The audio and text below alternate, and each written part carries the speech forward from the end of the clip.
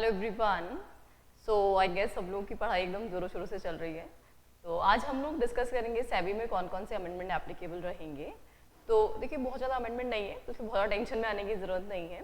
तो one by one हम देखते हैं छोटे छोटे क्या क्या अमेंडमेंट्स कवर किए गए हैं। तो चलिए सबसे पहले हम स्टार्ट करते हैं हमारा chapter SCRA securities contract regulation act. अच्छा, इस रेस्पेक्टिव चैप्टर में ज़्यादा कुछ नहीं है, सिर्फ गवर्नमेंट कंपनी की डेफिनेशन अमेंड की गई है और ये डेफिनेशन वही है जो आप लोग कंपनीज एक्ट में पढ़ते हैं। देखिए बहुत ही सिंपल सी डेफिनेशन है। और it says amended definition prescribe that government company means a government company as defined in companies act 2013। इसका मतलब यहाँ पे कंपनीज एक्ट वाला डेफिनेशन ही रेफर कर लिया गया है और वो हमें ऑलरेडी पता ही है कि कंपनीज एक्ट के हिसाब से गवर्नमेंट कंपनी कौन होती है, एंड दैट इज व्हाट कि ऐसी कंपनी जिसमें सेंट्रल या state government minimum 51% stake hold करती है, इंडिविजुअली जॉइंटली कैसे भी। तो ये वही डेफिनेशन एज इट इज, तो वो यहाँ पे अमेंड हो गई है। चलिए नेक्स्ट है हमारा रूल 19A। किसके कंसर्न में? कंटिन्यूस लिस्टिंग के कंसर्न में। इसमें sub rule 6 has been amended which provides that central government may in public interest exempt any listed entity in which the central government या state government या public sector company either individually or in combination with other hold directly या indirectly majority of shares या voting rights या control of such entity from any or all of the provision of this rule। इसका मतलब देखो central government का description है कि central government public interest में किसी भी कंपनी को इस प्रोविजन से एग्जाम्प्ट कर सकती है।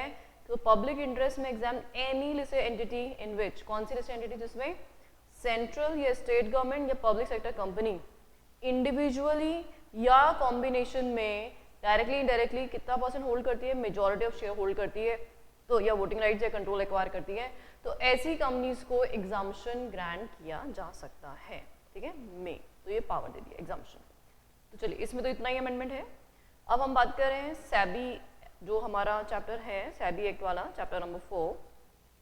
तो इसमें स्कोर्स जो हमने पढ़ा था, अगर आप लोगों को याद हो, स्कोर्स हमारा एक ऑनलाइन 24/7 एक प्लेटफॉर्म है जिसके थ्रू इन्वेस्टर्स अपनी कंप्लेंट्स जो है वो डायरेक्टली पुट कर सकते हैं। अगर कंपनीज या लिस्टेड एंटिटी या इंटरमीडिएट नहीं सुन रही है कंप्लेंट्स को, तो स्कोर्स प्लेटफॉर्म जो सैबी का प्रिस्क्राइब प्लेटफॉर्म, उसके थ्रू कंप्लेंट पुट की जा सकती है। उसी के कंसर्न में यहाँ पे क्या अमेंडमेंट दिया गया देखें। Redressal of investor grievances through the SEBI complaint redressal scores platform and linked it to online dispute resolution platform। तो ये कब आया? सर्कुलर सितंबर 2023 में आया है। तो SEBI scores is a centralized web-based complaint redressal facility, ये तो हमें ऑलरेडी पता ही है, to provide a facilitative platform for the benefit of aggrieved investor। तो ये हमें ऑलरेडी पता है कि scores क्या है। अब यहाँ पे scores के बारे में तो सारी जानकारी हमें ऑलरेडी पता ही है। तो यहाँ पे किस किस के कंसर्न में है? लिस्टेड एंटिटी के कंसर्न में है, प्लस साथ में जो इंटरमीडियरीज हैं और साथ ही में MIIs जो हैं। तो ये 3 लोग हैं जिनके अगेंस्ट में हम यहाँ पे कंप्लेंट फाइल कर सकते हैं। आई गेस याद आ गया होगा आपको, listed entity, registered intermediate and MIIs remain unresolved since then the SEBI has revised and strengthened the process of facilitating the redressal of grievances by such entity। Currently the process of investor grievance redressal on scores is governed by master circular जो 2022 में था on processing of investor complaints against listed companies of SEBI complaint redressal system। ये सारी आपको पुरानी बातें बता रहा है जो हम ऑलरेडी पता जानते हैं। अब जो इम्पोर्टेंट बात है इसमें क्या बोला गया है वो देख लो। अब यहाँ पे जो अमेंडमेंट है वो क्या बोलता है, what it says, in order to strengthen the existing investor grievances handling mechanism through scores by making the entire redressal process of grievances in the securities market comprehensive by providing a solution that makes the process more efficient by reducing the timeliness and by introducing auto routing and auto escalation of complaint, SEBI notified SEBI facilitation of grievances redressal mechanism amendment regulation 2023 and amended the various SEBI regulations such as SEBI stockbroker regulation, SEBI merchant banker regulation, RTI STA regulation, मतलब जितने भी intermediates के regulation थे उन सब में amendment यहाँ पे आया है इनके through. By notification 16 August 2023 consequently it becomes necessary to revise the extant process of redressal investor grievances against entities and provide for a mechanism through which designated bodies may monitor the process of redressal of investor grievances by the entities. देखिए scores का एक drawback क्या था कि भाई ठीक है एक प्लेटफॉर्म दे दिया, लेकिन अगर सॉल्यूशन सही से नहीं आ रहा है तो वहाँ पे SEBI आर्बिट्रेटर का काम नहीं कर रहा था। तो उस प्रॉब्लम को रिजॉल्व करने के लिए अभी रिसेंटली SEBI ने एक नया रेगुलेशन जो है 2023 में बना दिया है, और उसके चलते हुए डिफरेंट इंटरमीडिएट्स के रेगुलेशंस में भी अमेंडमेंट किया गया है। The designated bodies as per this circular include listed companies, merchant bankers, bankers to the issue, REIT, trust जो हमारा होता है, municipal debt securities, debenture trustees, portfolio manager, mutual fund, DP, investment advisors, RTI, STA, stock broker, vault managers, ये सब के नाम हम already पढ़ चुके हैं। तो यहाँ पे designated bodies में ये सब लोग इन्वॉल्व होंगे। अब इन designated bodies की responsibility क्या दे रखी है? The designated bodies shall be responsible for, किस चीज़ के लिए responsible रहेंगे? Number 1, monitoring and handling grievances, redressal of investors against respective entities under their domain as stipulated under schedule। देखो ऐसा है, अब यहाँ पे कुछ लोगों को डेजिग्नेट कर दिया है कि भाई जितनी भी ग्रीवेंसेस इन्वेस्टर्स की आ रही हैं वो ग्रीवेंसेस एड्रेस हो रही है कि नहीं हो रही, उनको मॉनिटर करने के लिए यहाँ पे कुछ रेस्पेक्टिव एंटिटीज को डेजिग्नेट किया गया है। तो नंबर 1 इनका क्या ड्यूटी होगा? Monitoring and handling of grievances. Number 2, taking non enforcement actions including issuing advisers, caution letters for non redressal of investor grievances. That means अगर यहाँ पे ये जो अथॉरिटीज हैं जो मॉनिटर कर रही हैं कि ये कंप्लेंट्स आ रही है, तो वो क्या कर सकते हैं? नॉन एनफोर्समेंट एक्शंस भी ले सकते हैं। लाइक उनको कोई नोटिस इशू कर दिया कि आप जवाब दीजिए, शो कॉज नोटिस, कि आपने क्यों यहाँ पे एक्शन नहीं लिया है ग्रीवेंसेस रिड्रेसल करने के कंसर्न में। तो इस तरह के उनको पावर्स दिए गए हैं ताकि वो लोग अगर हैंडल करेंगे चीज़ों को तो कंपैरेटिवली ज़्यादा अच्छे से जो इन्वेस्टर ग्रीवेंसेस सॉर्ट आउट हो पाएगा। तो यहाँ पे कुछ लोगों का इंटरवेंशन किया गया है ताकि इन्वेस्टर ग्रीवेंसेस को और फास्टन किया जा सके। Framework for handling of investor grievances received through scores by entities and monitoring of redressal process by designated bodies। अब देखो यहाँ पे इन्होंने क्या बोल दिया कि जो भी स्कोर्स पे जो भी एंटिटीज हैं, जैसे 3 एंटिटीज हमारी होती है, नंबर 1 लिस्टेड एंटिटी, नंबर 2 जो हमारे इंटरमीडिएट्स हैं, नंबर 3 MII जो हमारे हैं, तो उनके अगेंस्ट में जो भी कंप्लेंट्स यहाँ पे रिसीव हो रही है उनके कंप्लेंट्स को कैसे यहाँ पे रिड्रेसल किया जाएगा, उसका प्रोसेस क्या रहेगा, ये सब काम डेजिग्नेटेड बॉडीज देखेंगे, उसके कंसर्न में बात कर रहे हैं। तो submission of the complaint and handling of complaint by entity. What? Submission of complaint and handling of complaint by the entity. तो यहाँ जो एंटिटी है वो किस तरह से कंप्लेंट का हैंडलिंग कर रही है वो यहाँ पे देखा जाएगा। All entities who are in receipt of complaint of investors through scores shall resolve the complaint within 21 calendar days of receipt of such complaint। तो देखिए यहाँ पे इन्होंने कंपैरेटिव प्रोसेस को फास्टन कर दिया है, टाइम फ्रेम प्रिस्क्राइब कर दिया है। पहले ऐसा कोई टाइम फ्रेम वगैरह नहीं गिवन था, अब इन्होंने क्लियरली बोल दिया भैया ऐसा है कि अगर कोई भी कंप्लेंट रिसीव हो रही है तो आपको 21 डेज के अंदर अंदर इस रिस्पेक्टिव कंप्लेंट को रिड्रेस करना पड़ेगा। राइट है? The complaints lodged on scores against any entity shall be automatically forwarded to the concerned entity through scores for resolution and submission of ATR। आपको याद होगा एक्शन टेक्शन रिपोर्ट जो है यहाँ पे उनको बतानी पड़ती है कि हमने क्या एक्शन लिया उसके कंसर्न में। तो complain lodged on scores against any entity वो ऑटोमेटिकली उस रेस्पेक्टिव एंटिटी को रूट हो जाएगी, जिस भी एंटिटी के लिए है वो ऑटोमेटिकली उस एंटिटी के पास पहुंच जाएगी। किसके लिए? For resolution and submission of ATR। Entities shall resolve and complain and upload the ATR on scores within how many days? 21 calendar days, क्योंकि उनको 21 दिन के अंदर रेजोल्यूशन करना है। Of receipt of complaint, the ATR of entity will be automatically routed to the complaint। यहाँ पे automation में है, मतलब मैनुअली कुछ नहीं करना है। जैसे ही कंप्लेंट फाइल की किसी एंटिटी के अगेंस्ट में तो वो एंटिटी की डिटेल ऑटोमेटिकली एंटिटी को पहुंच जाएगी और फिर उसको 21 डेज के अंदर रिजॉल्व करके ATR फाइल करना पड़ेगा। Right? The complaint against the entity shall be simultaneously forwarded through the scores to the relevant designated body। अब देखो एक और काम हो गया, जो भी complaint against the entity receive हुई है वो ऑटोमेटिकली किसको फॉरवर्ड हो जाएगी? डेजिग्नेटेड बॉडीज को भी फॉरवर्ड हो जाएगी, ताकि वो डेजिग्नेटेड बॉडीज को मॉनिटर कर सकते हैं।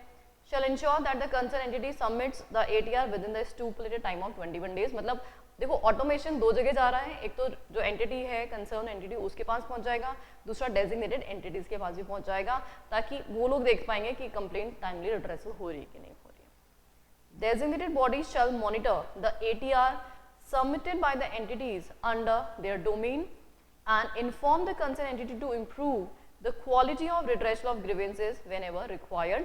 और यहाँ पे अगर जैसे डेजिग्नेटेड एंटिटी जो है, बॉडी जो है, वो मॉनिटर कर रही है कि भाई ATR आ रहा है कि नहीं आ रहा है, सही से आ रहा है कि नहीं आ रहा, और अगर उसमें कुछ कमी नजर आती है तो वहाँ पे उनको डायरेक्शन इशू कर देंगे कि भाई आपको अपना रिड्रेसल जो है उसको ठीक करना पड़ेगा। SEBI में concurrently monitor grievance redressal process by entities and designated bodies, और इन दोनों के भी ऊपर कौन है? SEBI है। तो SEBI क्या कर सकता है? इन सारे लोगों के फंक्शंस, वर्किंग्स जो भी वो लोग कर रहे हैं, रिड्रेसल वगैरह कैसे कर रहे हैं, कैसे नहीं कर रहे हैं, उसको भी SEBI मॉनिटर करेगा, और SEBI जैसा ठीक लगता है वैसा यहाँ पे एक्शन ले सकता है। Is this okay? तो यहाँ पे स्कोर्स में और टाइमलीनेस के साथ यहाँ पे सिस्टमैटिक मैनर प्रिस्क्राइब किया गया है कि किस तरह से हमें ग्रीवेंसेस को रिड्रेस कराना है, ताकि एकदम इफेक्टिव मैनर में लोगों के ग्रीवेंसेस रिड्रेस हो सके। Got it? चलिए अब है next first review of complain. तो फर्स्ट रिव्यू ऑफ कंप्लेन भी हमने पढ़ा था चैप्टर के अंदर।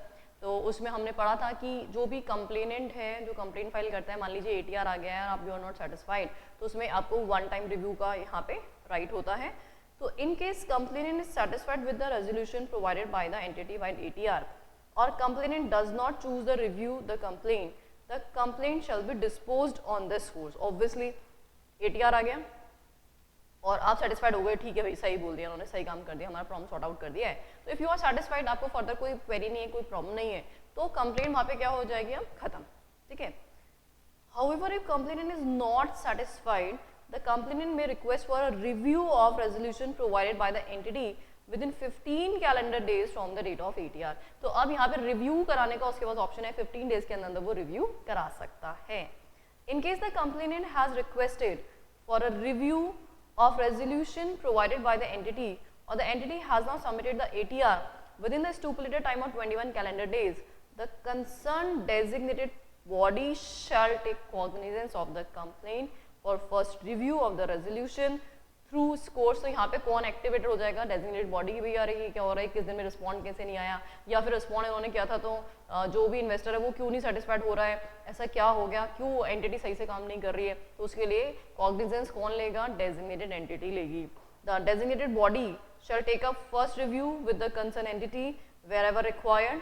The concerned entity shall submit the ATR to the designated body within the time stipulated by the designated body। और जो entity है उसको designated body के instructions के हिसाब से review submit करना होगा। It's just like that, जैसे आपने ICSE में एग्जाम दिए, आप अपने आंसर शीट के मार्क्स से सेटिस्फाइड नहीं है तो रिवैल भरते हैं ना आप लोग, exactly वैसे ही यहाँ पे इन्वेस्टर सेटिस्फाइड नहीं है भैया ATR से, तो वो ये क्या करा रहा है? रिव्यू करवा रहा है। The designated body may seek clarification on the ATR submitted by the entity for the first review। The concerned entity shall provide clarification to the respective designated body। तो यहाँ पे आप देखो सब चीज़ें designated body के इंटरवेंशन से की जा रही है। तो designated body अगर उनसे कोई भी clarification डिमांड करता है तो फिर definitely यहाँ पे उनको clarification देना पड़ेगा। Wherever sought and within such timeline as designated body may stipulate, the designated body shall stipulate the timeline in such manner as to ensure that the designated body submits the revised ATR to the complainant on his course within 10 calendar days of the review sought। और यहाँ पे ensure करेगी designated body कि कितने time के अंदर वो लोग रिव्यू का सबमिशन कर देंगे, 10 कैलेंडर डेज के अंदर अंदर सबमिशन कर देंगे। आई गेस यहाँ तक की बात समझ में आ गई है। एक बार एक काम करते हैं, यहाँ तक हम प्रोसेस फ्रेम करते हैं। देखो सबसे पहले क्या हुआ कि कंप्लेनेंट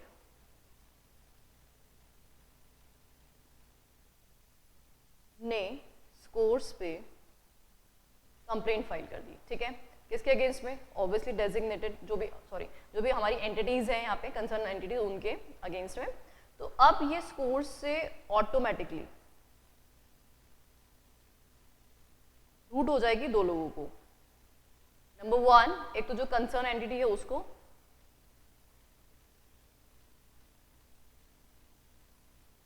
और एक किसको? डेजिग्नेटेड बॉडी को। डी भी लिख देती हूँ मैं इसको, डेजिग्नेटेड बॉडी को।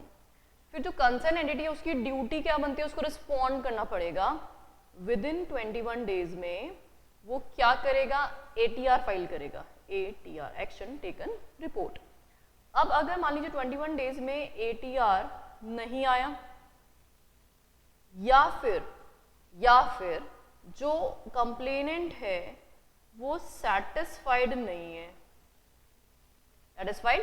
है, तो वो क्या कर सकते हैं इन दोनों ही केसेस में, रिव्यू डिमांड कर सकते हैं। क्या डिमांड कर सकते हैं? रिव्यू। ये जो रिव्यू डिमांड करने का टाइम फ्रेम है इनके पास, दैट इज व्हाट 15 डेज। तो 15 डेज के अंदर अंदर यहाँ पे रिव्यू डिमांड किया जा सकता है।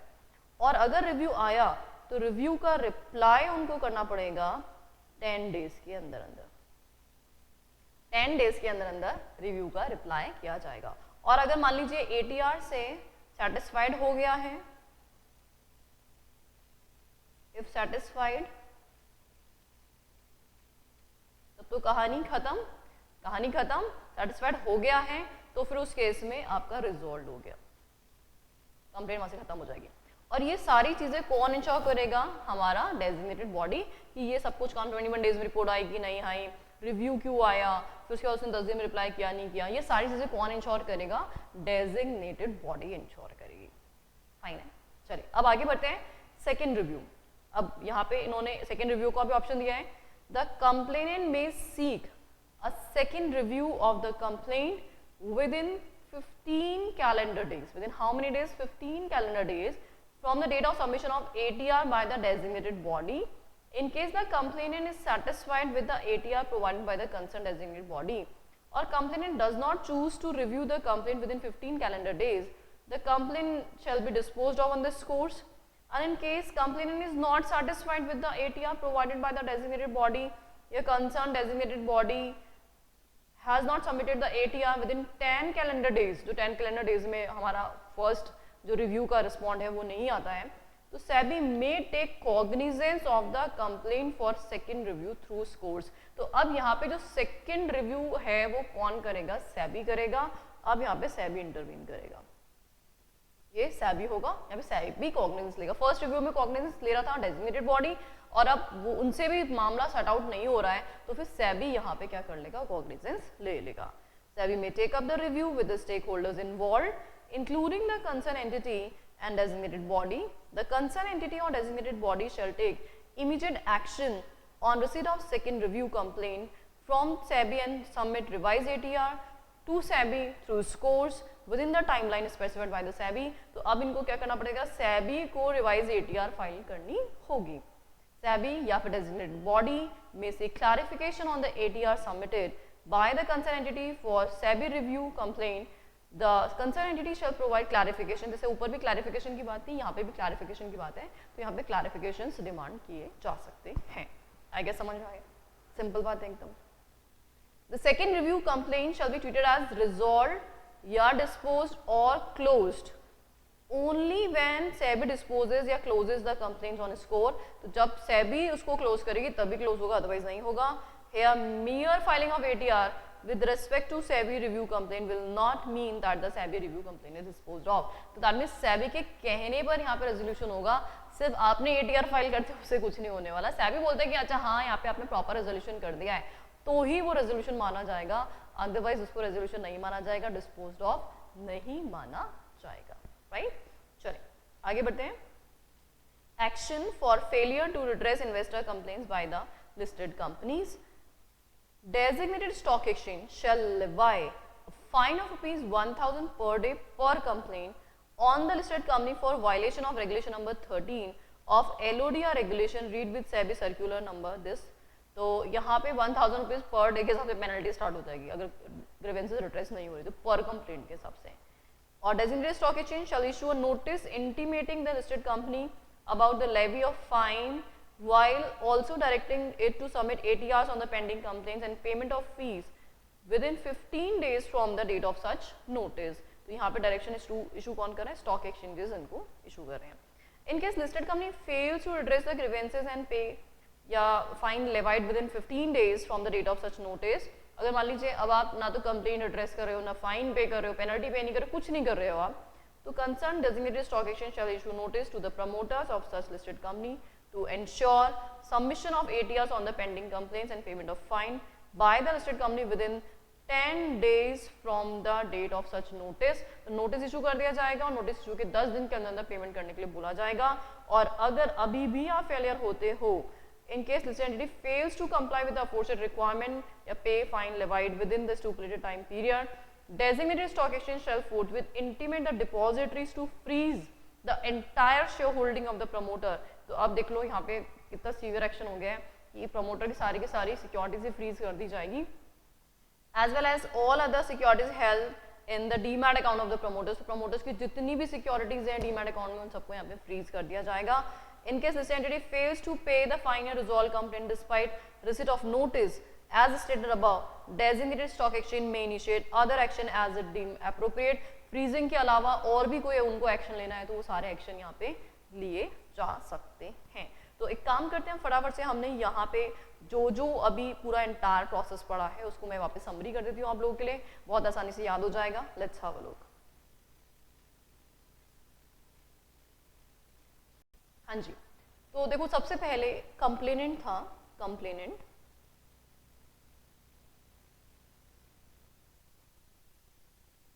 Is aggrieved with the actions of, किसके एक्शन से अग्रीव्ड है ये, फ्रॉम 3 लोग हैं जिनके अगेंस्ट में यहाँ पे कंप्लेंट फाइल की जाती है। नंबर 1 या तो listed entity,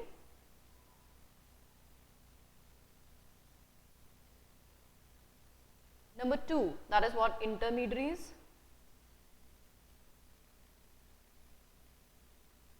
and number 3 that is what MII। इन सबको हम क्या बोलते हैं, एंटिटीज, कंसर्न एंटिटीज जो भी है ना। तो अग्री फ्रॉम दीज एंटिटीज है, तो कंप्लेनेंट क्या करने वाला है, कंप्लेंट फाइल करेगा। तो मेक कंप्लेंट ऑन स्कोर्स।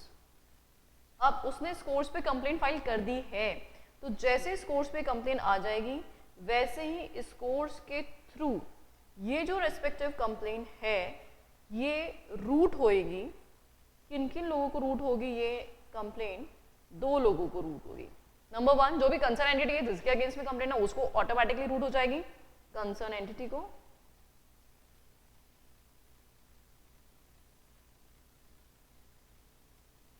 और दूसरा किसको रूट हो जाएगी, जो हमारे डेजिग्नेटेड पर्सन्स या डेजिग्नेटेड बॉडीज है उनको। तो डेजिग्नेटेड बॉडीज, डेजिग्नेटेड बॉडीज। अच्छा, अब ये डेजिग्नेटेड बॉडीज का क्या करने वाली है, सर्विलियंस बना के रखेगी, है ना। तो कंसर्न एंटिटी की हम ड्यूटी बनती है, क्या ड्यूटी बनती है कि ये कंसर्न एंटिटी रिजॉल्व करे complaint and file what, ATR, action taken report। ये कितने टाइम में फाइल करना है, with in 21 days of the complaint. तो विद इन 21 डेज। अब जो ATR है ये फाइल हुई है नहीं हुई है, इस सबको जो है मॉनिटर कौन करने वाला है, डेजिग्नेटेड बॉडीज मॉनिटर करेंगी। तो यहाँ पे मॉनिटर करेंगे ये लोग, मॉनिटर। अब अगर मान लीजिए ATR से 2 बातें होंगी, या तो जो कंप्लेंट है वो सेटिस्फाइड हो जाएगा, इफ सेटिस्फाइड, या फिर नॉट सेटिस्फाइड। तो अगर वो सेटिस्फाइड नहीं है तो उस केस में उसके पास क्या ऑप्शन है, वो रिव्यू के लिए बोल सकता है ना। तो वो क्या करेगा, विद इन 15 डेज वो क्या फाइल करेगा, फर्स्ट रिव्यू फाइल कर देगा। फर्स्ट रिव्यू कि भाई मेरे कंप्लेंट एड्रेस नहीं हुई है, मनमानी कर रहे हैं एंटिटी, तो इसमें आप इसको वापस री एग्जामिन करिए। और अगर मान लीजिए सेटिस्फाइड हो गया है वो, तो कंप्लेंट क्या हो जाएगी, वहां से रिजॉल्व और बंद कर दी जाएगी, क्लोज कर दी जाएगी, क्लोज्ड। लेकिन अगर रिव्यू में मामला आ गया है तो जैसे रिव्यू में मामला आएगा वैसे ही डेजिग्नेटेड बॉडी इसका क्या कर लेगी, कॉग्निजेंस ले लेगी, take cognizance, take cognizance, cognizance ले लेगी, राइट है। अच्छा, अब यहाँ पे कॉग्निजेंस ले लिया है तो वापस से यहाँ पे क्या होगा, अभी ATR फाइल होगा, है ना, ATR। तो ये जो ATR है 10 डेज के अंदर अंदर ATR रिसीव होगा फिर से। तो ये कौन इंश्योर कर रहा है, डेजिग्नेटेड बॉडी। अब अगेन जो ATR आ रहा है जरूरी थोड़ा ना है कि वो एकदम सेटिस्फाइड हो ही जाए कंप्लेंट से। तो अगर यहाँ पे ATR है, again if not satisfied, not satisfied, तो फिर उस केस में आपके पास क्या ऑप्शन होगा, अब आपके पास ऑप्शन है सेकंड रिव्यू का। लेकिन इस सेकंड रिव्यू का कॉग्निजेंस कौन लेगा, सेबी। अब मतलब ऑब्वियसली अपर अथॉरिटी के पास ही मामला जा रहा है, सेबी देखेगा कि भैया आप क्या कर रहे हो क्या नहीं कर रहे हो। और अगर अब यहाँ पे आपने सही से काम नहीं किया तो फिर पनिशमेंट वगैरह होगा। स्टॉक एक्सचेंज क्या क्या कर सकता है, आपको फाइन पेनल्टी पे करने के लिए बोल सकता है, और वो भी नहीं करते तो प्रमोटर को नोटिस इशू हो जाएगा, एंड देन फ्रीजिंग ये सारे एक्शन हो जाएंगे। आई गेस क्लियर, समझ में आ गया पूरा एंटायर प्रोविजन। तो अब थोड़ा सा स्ट्रिंजेंट प्रोविजन करते हैं, तो इस कोर्स के बारे में अगर आपसे कुछ पूछता है तो आप ये सारे प्रोविजन उसमें डालेंगे। चलिए, हाँ जी, हमारे प्रोविजंस पे हम आ जाते हैं वापस से। तो व्हाट इट सेज देखो, द प्रोसीजर एंड एक्शंस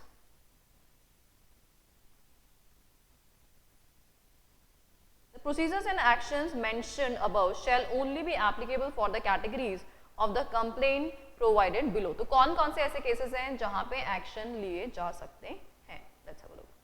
देखो, एक तो कोई भी नॉन अपडेशन ऑफ एड्रेस या करेक्शन या कोई इस तरह का मामला है जहां पे आपने करेक्शन वगैरह नहीं किए हैं, तो ऑब्वियसली वहां पे आपके अगेंस्ट में कंप्लेंट दी जा सकती है।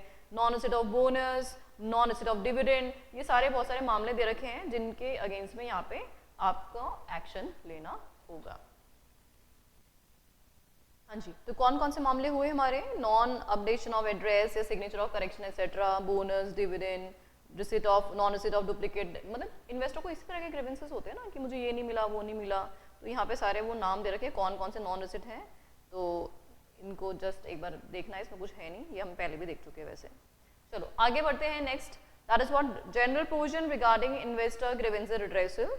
Investor shall take up the grievance for redressal with the entity concerned through their designated person or officials who handle issues relating to the compliance and redressal of investor grievances। ये बात हमें already पहले भी पता है कि हम directly इस कोर्स पे नहीं जाते हैं, पहले हमें किस पे जाना होता है, एंटिटी के पास जाना होता है। वो नहीं सुनती है तो फिर हम इस कोर्स के पास जाते हैं। तो फर्स्टली हमें किसके पास जाना है, एंटिटी के पास जाना है।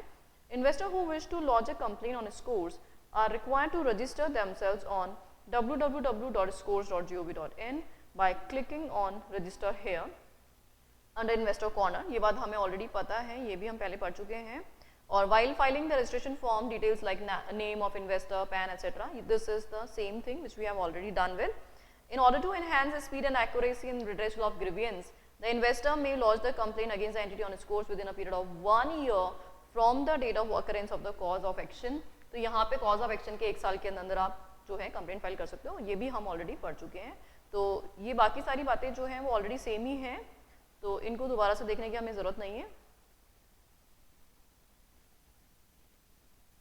कि किन किन के अगेंस्ट में कंप्लेंट नहीं जा सकती है, ये भी हमें पता है, ये हम ऑलरेडी पढ़ चुके हैं। तो ये बाकी का कॉन्सेप्ट जो है हम ऑलरेडी पढ़ चुके हैं, इसमें कुछ नया नहीं। चलिए आगे बढ़ते हैं। Intermediate securities market intermediate chapter पे मूव ऑन करते हैं हम।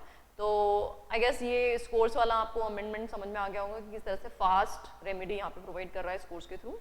चलिए, अभी SEBI is notified SEBI stock broker amendment regulation 2023 which shall come into force from the date of their publication in the official gazette। Obviously official gazette में publication के बाद ही कोई भी प्रोविजन एप्लीकेबल होता है, तो उसमें कभी कभी डेट दे देते हैं कि इस डेट से एप्लीकेबल होगा, और कभी कभी डेट ऑफ पब्लिकेशन से एप्लीकेबल हो जाता है। तो एक नई डेफिनेशन यहाँ पे ऑन की गई है, क्वालिफाइड स्टॉक ब्रोकर। तो स्टॉक ब्रोकर तो हम जानते हैं, यहाँ पे एक नया टर्म एड ऑन कर दिया है, that is what qualified stock broker. तो अब क्वालिफाइड स्टॉक ब्रोकर से हमारा क्या मतलब है, has been inserted which means a stock broker referred to in regulation 18D of SEBI stock broker regulation। तो 18D पढ़ लेते हैं कि कौन है क्वालिफाइड स्टॉक ब्रोकर। तो new regulation 18D related to enhanced obligation and responsibility for qualified stock broker has been inserted, namely the SEBI में designated a stock broker as qualified stock broker, मतलब stock broker को ही यहाँ पे qualified stock broker बोला जा रहा है। कब? Having regard to its size and scale of operation. अब भाई ऐसा है, जैसे अगर आपने सुना होगा कभी, जैसे चार्टर्ड अकाउंटेंट होते हैं और एक होते हैं पीयर रिव्यू सर्टिफिकेट होल्डर, ऐसे कंपनी सेक्रेटरीज होते हैं। एक तो normal practising company secretary, peer review holder है ना, तो स्पेशल हो गई ना, रैंकिंग बढ़ गई उसकी। एग्जैक्टली यहाँ पे भी जो स्टॉक ब्रोकर्स हैं जो कुछ स्पेशल क्वालिफिकेशंस के साथ होंगे तो फिर वो उनको क्या बोलेंगे, हम क्वालिफाइड स्टॉक ब्रोकर बोल देंगे। तो what it says, likely impact on investors and securities market as well as governance and service standards on the basis of following parameters। तो कौन कौन से यहाँ पे पैरामीटर्स हैं जिनके बेसिस पे हम उसको जो नॉर्मल स्टॉक ब्रोकर्स को क्या बोलेंगे, क्वालिफाइड स्टॉक ब्रोकर बोलेंगे। Number 1 that is total number of active clients कितने हैं, total available assets of clients with the stock broker कितनी है, ट्रेडिंग वॉल्यूम कितना है स्टॉक ब्रोकर का, the end of day margin obligations कितनी है, मार्जिन समझते हैं ना, हम लोग पढ़ा था हमने फ्यूचर्स ऑप्शंस में, compliance score as may be specified by the board, grievance redressal score as may be specified by the board and proprietary trading volume of the stock broker। मतलब देखो ऐसा है, जो जितना बड़ा क्वांटिटी, कितने क्लाइंट्स, मतलब उन सब क्राइटेरिया को ध्यान में रखते हुए यहाँ पे उसको क्या बोला जाएगा, क्वालिफाइड स्टॉक ब्रोकर बोला जाएगा। The stock broker designated as qualified stock broker shall be required to meet enhanced obligation and ensure. और आप ज्यादा बड़े हो गए इंसान तो ऑब्वियसली ज्यादा ऑब्लिगेशन है, जितना छोटा इंसान होता है कम ऑब्लिगेशन, जितना बड़ा इंसान होता है ज्यादा ऑब्लिगेशन, ज्यादा क्लाइंट्स हैं ज्यादा केयरफुल होने की जरूरत है, ज्यादा पैसा है लोगों का ज्यादा केयरफुल होने की जरूरत है। तो यहाँ पे क्या क्या करना पड़ेगा उनको, appropriate governance structure and process, appropriate risk management policy processes, scalable infrastructure, appropriate technical capability, framework for orderly winding down, robust cyber security framework and process, investor service including online complaint redressal mechanism। तो ये सारी चीजें और अच्छे से इनको ensure करनी होंगी, राइट है। तो this is what qualified stock broker. चलो next is SEBI foreign portfolio investor amendment regulation 2023। तो ये मार्च 2023 में आई है। तो what it says, for grant as foreign portfolio investor an application to be made to designated depository participant। तो एक यहाँ पे एक नया प्रोविजन उन्होंने डाल दिया कि अगर आपको FPI की तरह एक्ट करना है तो आपको किसको एप्लीकेशन लगानी पड़ेगी, डेजिग्नेटेड डिपॉजिटरी पार्टिसिपेंट DDP को, in the form specified by the government या SEBI along with the fees specified in Part A of second schedule। In addition to this provision, application now has to be made in the manner specified by the government या फिर SEBI and along with the documents in the manner specified by the SEBI। तो जो भी person FPI की तरह act करना चाहता है तो जैसा सेंट्रल गवर्नमेंट या फिर SEBI डिसाइड करेगा। In regulation number 22 pertaining to the general portfolio investor, the following amendments have been made। तो क्या क्या amendments है, number 1 foreign portfolio investor possible but not later than 7 working days। 7 working days। Inform the board and designated depository participant in writing if any information or particulars previously submitted to the board या DDP are found to be false या misleading। तो देखो इनके ऊपर एक obligation डाल दी, पहले कोई इन्फॉर्मेशन दी थी SEBI को या फिर DDP को, अगर उसमें कोई भी पता चलता है कि यार वो इन्फॉर्मेशन गलत थी या मिसलीडिंग थी तो उस इन्फॉर्मेशन के बारे में जैसे आपको पता चलता है उसके 7 डेज के अंदर अंदर आपको इन्फॉर्म करना होगा in any material respect। As soon as possible but not later than 7 working days, inform the board and DDP in writing if there is any material change in the information including any direct or indirect change in its structure या ownership previously furnished to him to the SEBI or DDP। आपको कोई material changes हो रहे हैं, जो भी information आपने पहले दी उसमें कोई हैवी चेंजेस आ रहे हैं तो उसकी भी 7 दिन के अंदर आपको इंटीमेशन देनी पड़ेगी। As soon as possible but not later than 7 days, समय डाल दिया है। Inform the SEBI and DDP in case of any penalty या pending litigation proceeding finding of inspection investigation for which action may have been taken or is in process of being taken by an overseas regulator against it। तो भाई अगर overseas regulator आपके against में कोई action ले रहे हैं, penalty litigation वगैरह ले रहे हैं तो उसकी इंटीमेशन भी आपको इमीडिएटली फाइल करनी पड़ेगी। ठीक है, समय कितने दिन का टाइम फ्रेम है, 7 दिन। तो 7 दिन में क्या क्या बताओगे, नंबर 1 पुरानी जो भी इन्फॉर्मेशन दी थी वो फॉल्स या मिसलीडिंग पता चलती है तो बताओगे, नंबर 2 मटेरियल चेंजेस आ रहे हैं तो बताओगे 7 दिन में, या फिर नंबर 3 7 दिन के अंदर अंदर अगर क्या बताना है आपको? अगर आपके अगेंस्ट में ओवरसीज अथॉरिटीज ने कोई एक्शन लिटिगेशन पेनल्टी वगैरह लगाई है तो वो भी बताओगे। Ensure that accurate details regarding its investor group are maintained with its designated depository participant at all times। तो इन्वेस्टर ग्रुप के कंसर्न में आप एक्यूरेट डिटेल्स हमेशा शेयर करेंगे, ड्यूटी में डाल दिया है। तो ये कुछ बातें एक्स्ट्रा एड ऑन करनी है। चलो आगे बढ़ते हैं हम नेक्स्ट जो अमेंडमेंट है हमारा उसकी तरफ, and that is what SEBI stock broker second amendment regulation 2023।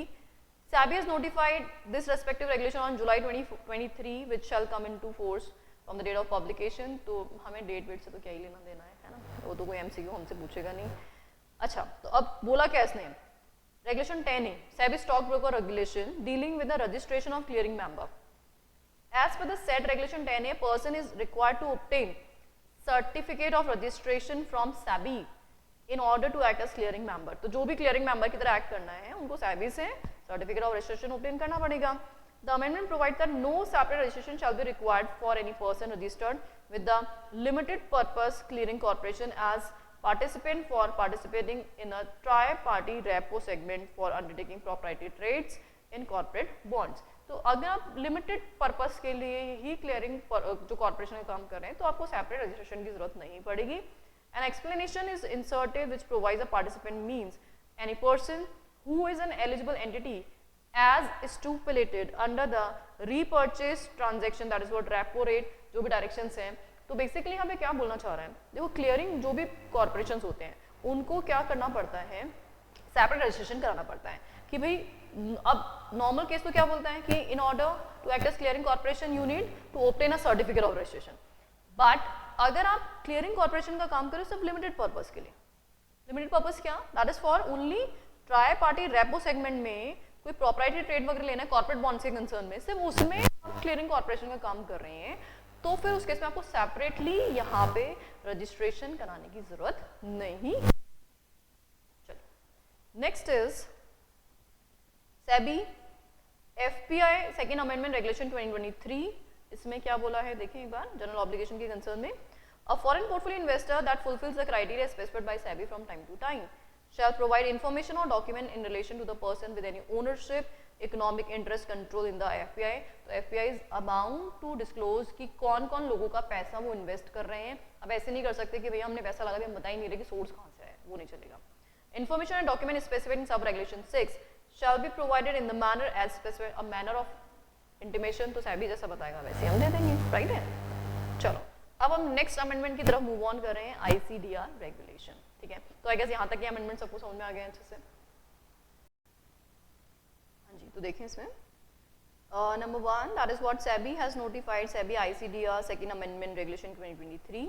इसमें क्या क्या अमेंडमेंट है, number 1 SEBI share based employee benefit regulation 2014। देखो जहाँ जहाँ पे ये लिखा हुआ है ना उसकी जगह पे share based employee benefit and sweat equity regulation 2021।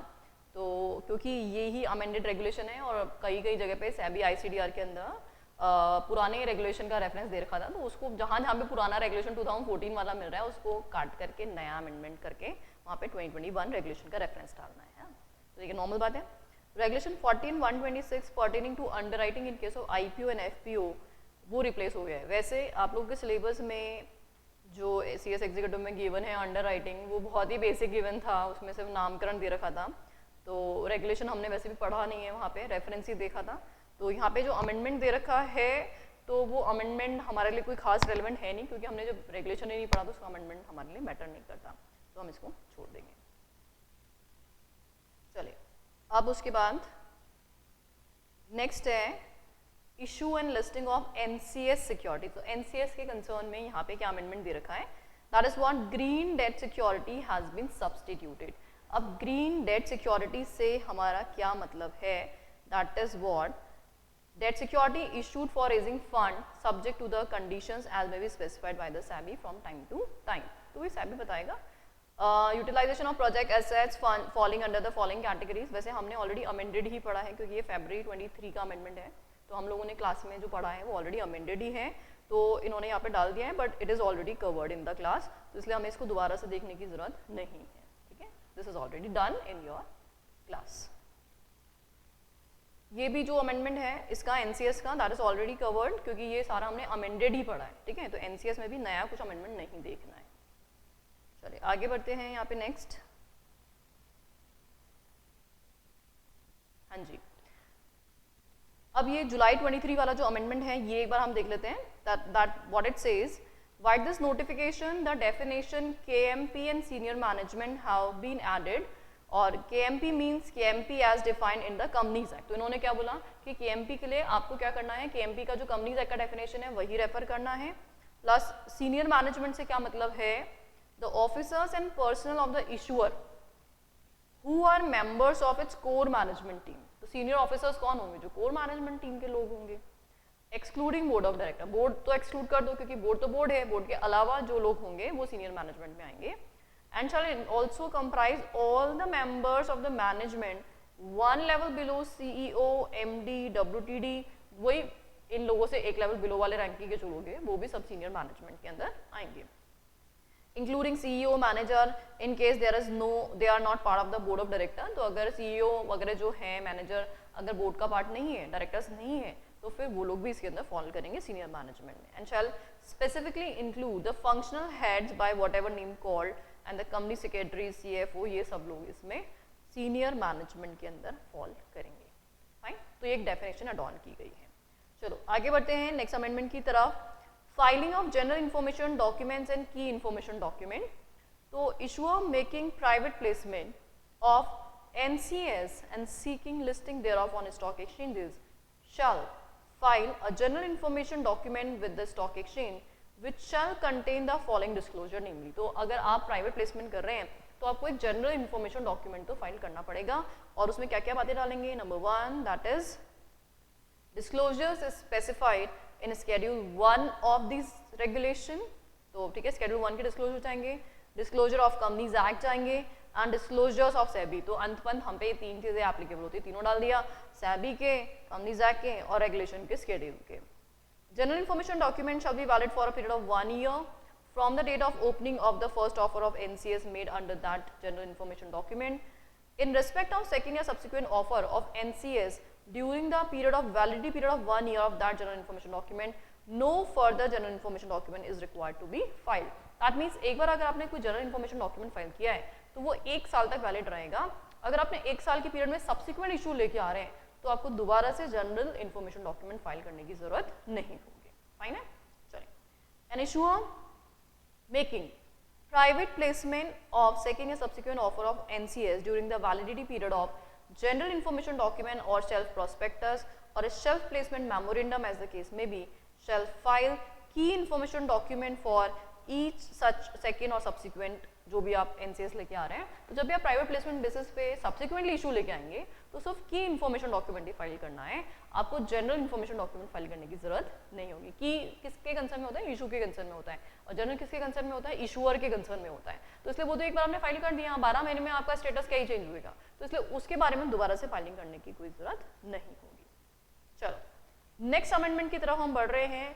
LODR का क्या क्या अमेंडमेंट है तो फटाफट से देखते हैं एक बार LODR में क्या क्या अमेंडमेंट प्रिस्क्राइब किए हैं। नंबर 1 देखो, मेन स्ट्रीम मीडिया की एक डेफिनेशन एड ऑन की गई है। मेन स्ट्रीम मीडिया, देखो मीडिया LODR में एक नया डेफिनेशन एड ऑन हुआ है। मीडिया से मतलब समझते हैं ना, जैसे प्रिंट मीडिया, न्यूज़पेपर हो गए, इलेक्ट्रॉनिक मीडिया जैसे न्यूज़ चैनल्स वगैरह हो गए, है ना। तो इसमें ये लोग फॉल करते हैं। Mainstream media include print और electronic mode of the following newspapers registered with the registrar of newspaper of India, obviously unregistered तो नहीं होंगे, रजिस्टर्ड ही होंगे। और न्यूज़ चैनल्स जो कौन परमिट करता है, मिनिस्ट्री, सेंट्रल गवर्नमेंट, है ना। Information and broadcasting under the government of India. Third one, content published by the publisher of news and current affairs content, मतलब जो लोग क्या करते हैं, करंट अफेयर्स और न्यूज़ का कंटेंट जो है पब्लिश करते हैं as defined under IT intermediate guideline and digital media ethics code rules 2021। आजकल तो हर कोई कंटेंट क्रिएटर हो गया है, तो उसमें अगर आप इस तरह के न्यूज़ या करंट अफेयर्स वगैरह डालते हैं वो। एंड न्यूज़पेपर और न्यूज़ चैनल और न्यूज़ एंड करंट अफेयर्स जैसे इंडिया में वैसे ही सेम सिमिलरली रजिस्टर्ड या परमिटेड और regulated in the जुडिक्शन outside India, तो वो लोग भी इस मेन स्ट्रीम मीडिया के अंदर फॉल करेंगे। तो एक तो ये नई डेफिनेशन एड ऑन हो गई मेन स्ट्रीम मीडिया के कंसर्न में। फिर क्या बोलता है नेक्स्ट, वैकेंसी के कंसर्न में। देखो अब यहाँ पे इन्होंने बोला अगर कोई भी कंप्लायंस ऑफिसर की वैकेंसी हो जाती है ना, कंप्लायंस ऑफिसर याद है रेगुलेशन नंबर 6 हमने पढ़ा था, तो कंप्लाइंस ऑफिसर की वैकेंसी को आपको फिलअप करनी है कितने महीने के अंदर अंदर, 3 मंथ्स के अंदर अंदर। यहाँ पे ना LODR में जहाँ जहाँ वैकेंसी है, जहाँ जहाँ लोगों का अपॉइंटमेंट किया था, उन सबकी वैकेंसी को 3-3 महीने में फिलअप करने की बात की गई है ना। तो हर जगह यहाँ पे आप प्रोविजन, सिमिलर प्रोविजन देखेंगे, हर जगह क्या किया है, 3 मंथ्स का एड ऑन किया है।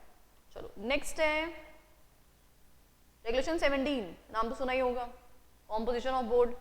अब इसमें 17(1)D में एक प्रोविजन एड ऑन हुआ है, share holders approval requirement for appointment या रीअपॉइंटमेंट। इट मीन्स ऐसा है कि जैसे हमने कॉम्पोजिशन ऑफ बोर्ड किया, डायरेक्टर्स का अपॉइंटमेंट है, तो लिस्टेड कंपनी में क्या डाल दिया प्रोविजन कि भाई ऐसा है कि हर डायरेक्टर कम से कम 5 साल में एक बार मेंबर्स की अप्रूवल से अपॉइंट होगा। और it says with effect from 1 अप्रैल 2024 से ये प्रोविजन इफेक्टिव रहेगा। Continuation of a director serving on the board of director of listed entity shall be subject to the approval of the shareholders in general meeting at least once in every 5 years। मतलब 5 साल में एक बार आपको members की approval लेनी पड़ेगी। मतलब ऐसे नहीं कि सालों साल लगातार एक डायरेक्टर बिना मेंबर्स की अप्रूवल के बने जा रहा है, हर बार रोटेशन कराया और ऑटोमेटिक रीअपॉइंटमेंट हो गया, ऐसे नहीं। From the date of their appointment या रीअपॉइंटमेंट एज द केस में भी, ठीक है। तो अब से 1 अप्रैल 2024 से हर डायरेक्टर को मेंबर्स की अप्रूवल लेनी पड़ेगी 5 साल में एक बार कम से कम। अच्छा, अब लिक्विड मान लो जैसे 1 अप्रैल से पहले जो डायरेक्टर्स अपॉइंट है उनको ऑलरेडी 5-5 साल, क्या 5, 10, 15, 20 पता नहीं कितने साल हो चुके हैं, तो उनको क्या करना पड़ेगा, तो उनको भी ये प्रोविजन फॉलो करना पड़ेगा। कैसे?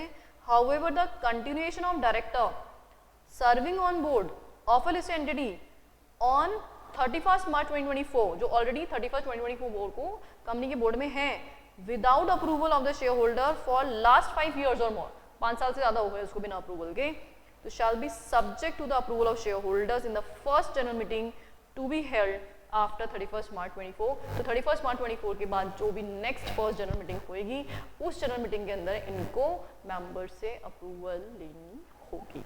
बात समझ में आ गई? ठीक है। अच्छा, अब ये प्रोविजन किस पे एप्लीकेबल नहीं है? The requirement specified in this regulation shall not be applicable to WTD, MD, manager, ID या फिर जो 152 subsection 6 में अपॉइंटेड डायरेक्टर्स हैं, if the approval of the shareholders for reappointment or continuation of aforesaid directors या manager is otherwise provided by the provision of these regulations या Companies Act। मतलब उनके MD, WTD के अपॉइंटमेंट के concern हमने पहले से कोई कॉन्ट्रैक्ट किया है जिसमें ऑलरेडी टेन्योर फिक्स किया गया है, तो वो ऑलरेडी फिक्स्ड है ID, वाईडी के कंसर्न में। तो जहां कंपनीज एक्ट में या रेगुलेशन में कहीं ऑलरेडी कोई टेन्योर प्रेस्क्राइब्ड है या पहले से कोई प्रोविजन बना रखा है, उनको ये प्रोविजन फॉलो नहीं करना है। बाकी नॉर्मली जितने भी डायरेक्टर्स हैं 5 साल में एक बार मेंबर्स की कंसेंट लेनी होगी। ठीक बात? चलो, अब है 17(1)(e) में क्या ऐड कर दिया इन्होंने? Vacancy to be filled in the office of director. मैंने अभी बोला जितनी भी वैकेंसीज है सब में कितने महीने का पीरियड याद कर लेना, 3 महीने का। तो भाई डायरेक्टर, पहले हमने पढ़ा था कंप्लाइंस ऑफिसर रेगुलेशन 6 के कंसर्न में, अब हम डायरेक्टर की बात कर रहे हैं। तो डायरेक्टर का अगर पोस्ट वेकेट होगा तो वहां पे भी कितना पीरियड रहेगा? 3 मंथ्स का ही पीरियड रहेगा। 3 महीने के अंदर अंदर ही आपको पोजीशन फुलफिल कर लेनी है। अच्छा, अभी हम बात कर रहे हैं वैकेंसीज इन KMP 26A आपको एड ऑन करना है। तो अगर KMP का पोस्ट वेकेट हो जाए तो बताओ कितने पीरियड? वही 3 महीने, एग्जैक्टली सेम 3 महीने। तो not later than 3 months from the, आपको 3 महीने के अंदर अंदर ये वैकेंसी फुलफिल कर लेनी है। चलो, अब एक यहाँ पे रेगुलेशन नंबर 27, अगर आपको याद हो 27 रेगुलेशन में हमने पढ़ा था कंप्लायंस की रिपोर्ट जाती है, जो हम कॉर्पोरेट गवर्नेंस कर रहे हैं उसके लिए आपको रिपोर्टिंग करनी पड़ती है क्वार्टरली बेसिस पे। तो उसमें आपको क्या एड ऑन करना है? साइबर सिक्योरिटी के जो भी इंसिडेंट्स हैं और ब्रीचेस या लॉस ऑफ डाटा या documents, quarterly compliance report of corporate governance के साथ साथ आपको ये भी भेजना पड़ेगा कि भाई क्या क्या साइबर ब्रीच हुए, क्या क्या साइबर सिक्योरिटी कंसर्न्स हैं, डाटा लॉस हुआ है कुछ, तो ये सारी बातें भी क्रूशियल हो गई आज के ज़माने में, तो इनकी इन्फॉर्मेशन भी आपको देनी होगी। राइट है? चलिए, नेक्स्ट जो है डिस्क्लोजर ऑफ इवेंट और इन्फॉर्मेशन रेगुलेशन नंबर 30, जो हम बात करते हैं कि कोई भी मटेरियल इवेंट हो गया तो हमें स्टॉक एक्सचेंज को इन्फॉर्म करना पड़ता है। उसी कंसर्न में क्या बोल रहा है? ओमिशन ऑफ एन इवेंट और इन्फॉर्मेशन whose value या expected impact in terms of value exceeds the lower of the following। अगर कोई भी ट्रांजेक्शन है जिसकी वैल्यू मॉनेटरी टर्म में अगर हम कैलकुलेट करें तो विच एवर इज लेसन में फॉल कर रही है, किस किस में? Number 1 2% of turnover. टर्नओवर किसका? बैलेंस शीट देखेंगे या income statement? Obviously income statement. Latest audited consolidated financial statement of the listed entity. 2% of net worth. वही latest audited consolidated financial statement of listed entity except in case of arithmetic value of net worth is negative, अगर negative में आ रही है तो फिर नहीं लेंगे, पॉजिटिव होगा तो ही लेंगे नेटवर्थ को, है ना। And 5% of average of absolute value of profit and loss after tax as per the last 3 audited consolidated financial statement, तो पिछले 3 सालों के जो फाइनेंशियल स्टेटमेंट है उनके बेसिस पे जो भी प्रॉफिट आ रहा है उसका हम 5% कैलकुलेट करेंगे। इन तीनों में से विच एवर इज लेसर, तो कौन कौन से परसेंटेज हुए, 2% of turnover, 2% of net worth and 5% of profit, है ना, इस तरह से। In case the where the criteria specified is not applicable, event या information may be treated as being material if in the opinion of the board of director of the listed entity or the event or information is considered material। इसका मतलब जैसे ऊपर वाला criteria meet out नहीं हो रहा, लेकिन तब भी बोर्ड को लगता है कि इन्फॉर्मेशन ये मटेरियल है, तो फिर डेफिनेटली मटेरियल है। एन इवेंट और information may be treated as being material if the opinion of board of director of listed entity, event क्या है मटेरियल, तो बोर्ड ऑफ डायरेक्टर को लगता है मटेरियल इवेंट है तो डेफिनेटली इवेंट मटेरियल ही है। The listed entity shall first disclose to the stock exchange all events or information which are material in terms of provisions of this regulation as soon as reasonably possible and in case not later than the following। कितने time में, number 1 30 minutes में, from the closure of the meeting of board of director in which the decision pertaining to the event or information has been taken। तो meeting के कितने minute में, 30 minutes में। Number 2 12 hours from the occurrence of event या information in case event or information is emanating from the listed entity। तो भाई अगर कोई ट्रांजैक्शन हो गया, कोई इवेंट हो गया, तो इवेंट होने के कितने टाइम में, 12 घंटे में। And 24 hours from the occurrence of event या information in which event or information is not emanating from within the listed entity। मतलब कोई ट्रांजैक्शन लिस्टेड एंटिटी के बाहर हुआ, ट्रांजैक्शन तो हुआ लेकिन लिस्टेड एंटिटी के बाहर हुआ, बाहर का कोई ट्रांजैक्शन हो रहा है जो आपके लिए मटेरियल है, तो उसके लिए इंटीमेशन कितने घंटे में जाएंगे, 24 घंटे में।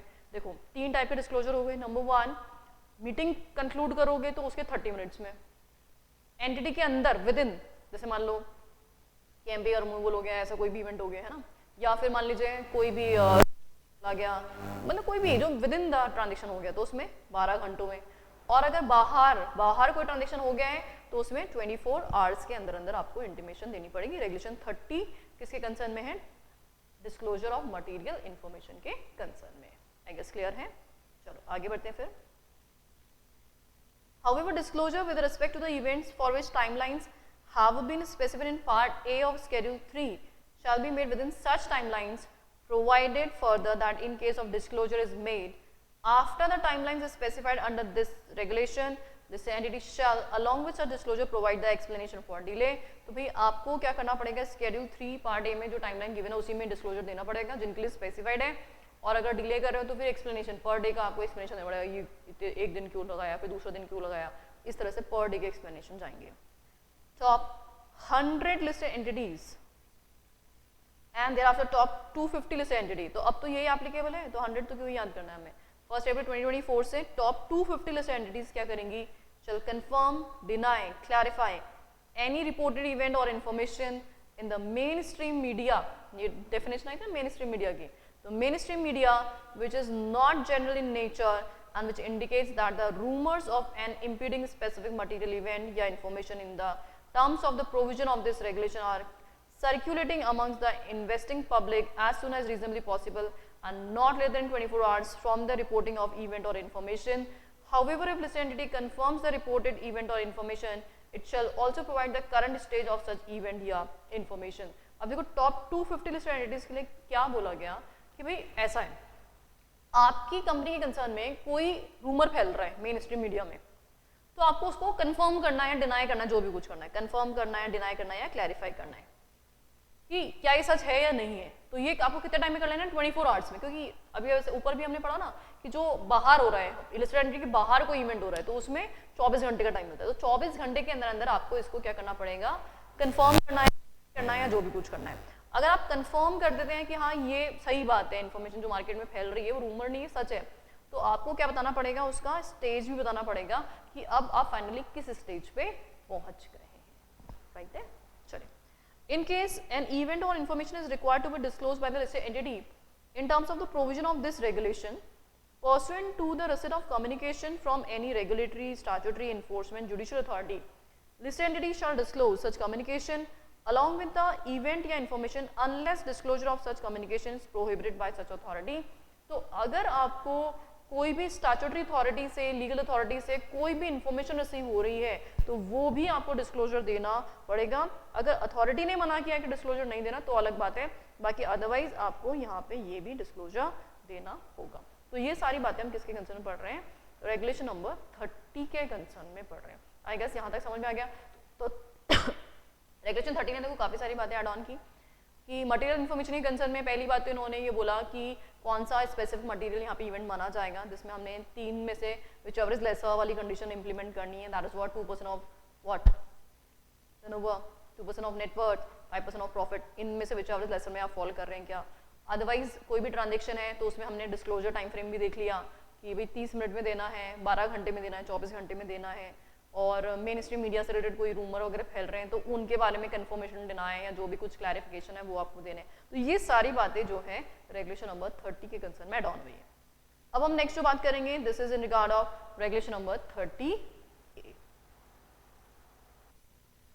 देखिए इसमें भी जो हमारे पास है that is what disclosure requirement for certain types of agreement binding listed entities. तो यहाँ पे जो 30A है वो भी डिस्क्लोजर के कंसर्न में ही जो नया इंसर्ट है व्हाट इट सेज कि all the share holder, promoter group, entities, related parties, directors, KMPs, employees of listed entity या उसकी होल्डिंग सब्सिडरी एसोसिएट कंपनी मतलब cash companies who are parties to the agreement specified in schedule 3 और ये साथ में clauses वगैरह भी दे रखे हैं उनमें जो स्पेसिफाइड हैं shall inform the listed entity about the agreement to which not a party. देखो बेसिकली क्या है कि लिस्टेड एंटिटी खुद पार्टी नहीं है लेकिन उसके लोग पार्टी और वो कुछ स्पेसिफाइड कॉल कर रहा है जो शेड्यूल 3 में मेंशन्ड है. तो उन लोगों को बताना है, लिस्टेड एंटिटी को बताना है within 2 working days of entering into such agreement या signing into agreement, enter into such agreement. तो कोई भी साइनिंग ऑफ अग्रीमेंट कर रहे हैं, कॉन्ट्रैक्ट कर रहे हैं तो कौन कौन लोग? कैश कंपनीज के, पहले तो हम बात करें कैश कंपनीज की. कौन कौन? Share holder, promoter group, related party, directors, KMP, employees. ये लोग अगर शेड्यूल 3 में प्रेस्क्राइब कोई कॉन्ट्रैक्ट कर रहे हैं तो उनको लिस्टेड एंटिटी को बताना है कितने दिनों के अंदर? 2 वर्किंग डेज के अंदर. तो ये एक डिस्क्लोजर रिक्वायरमेंट और यहाँ पे इंसर्ट की गई है. चलिए next is to share holder. मतलब हमने यहाँ पे शेयर होल्डर्स को कोई स्पेशल राइट वगैरह प्रेस्क्राइब किए हुए हैं तो उस केस में क्या कंडीशन फुलफिल करनी पड़ेगी? तो 31B नया इंसर्शन किया गया है. Any special right granted to share holder of listed entity shall be subject to approval by share holders in general meeting by way of SR. तो जब भी किसी को हम स्पेशल राइट देंगे तो SR पास करेंगे once in every 5 years starting from the date of grant of such special right. तो जो आपने ग्रांट किया तब तो SR पास किया और इवन हर 5 साल में वापस से उसको कंसेंट लेनी पड़ेगी. ऐसा नहीं कि एक बार हमने SR पास करा लिया और जिंदगी भर चल रहा है. स्पेशल राइट के लिए हर 5 साल में एक बार कंसेंट लेनी होगी. चलिए नेक्स्ट जो है रेगुलेशन 30 में एक इंसर्शन है जो हमारे फाइनेंशियल रिजल्ट्स के कंसर्न में बात करता है. Submission of financial result for newly listed entity. तो कोई न्यू कंपनी अगर बनाई है तो उसमें क्या करना पड़ेगा? Listed entity shall subsequent to the listing submit its financial results for quarter या financial year immediately succeeding the period for which financial statement have been disclosed in the offer document for IPO in accordance with the timeline specified in regulation number 33. और वो timeline आपको पता है quarterly result 45 days में जाते हैं first 3 quarters की और ईयरली 60 डेज में जाता है. 45 days from the end of each quarter और 60 days end of the financial year या within 21 days from date of listing whichever is later. तो 21 days from the date of listing और ये 45 और 60 days जो भी letter में fall करेगा उस पीरियड के अंदर उनको फाइलिंग करनी पड़ेगी. चलिए next is what report disclosure.